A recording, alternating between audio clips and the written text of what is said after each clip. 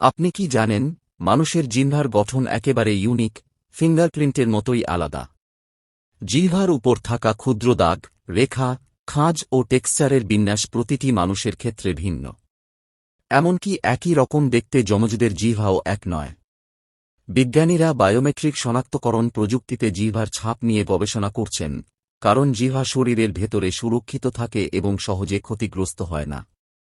আমাদের জিহ্বায় প্রায় ২,০০০ থেকে ৮,০০০ পর্যন্ত টেস্ট বার থাকতে পারে, যা মিষ্টি, টক, লবণাক্ত, তিতা ও উমামি এই ৫টি স্বাদ আলাদা করতে সাহায্য করে। জিহ্বা শুধু স্বাদ নয়, কথা বলা, শব্দ উচ্চারণ, খাবার চিবানো ও গিলতেও গুরুত্বপূর্ণ ভূমিকা রাখে।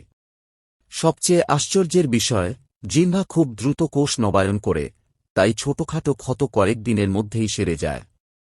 মানে আপনার মুখের ভেতরেই লুকিয়ে আছে এক অনন্য পরিচয় চিহ্ন, যা ভবিষ্যতে হতে পারে আপনার বায়োলজিক্যাল পাসওয়ার্ড।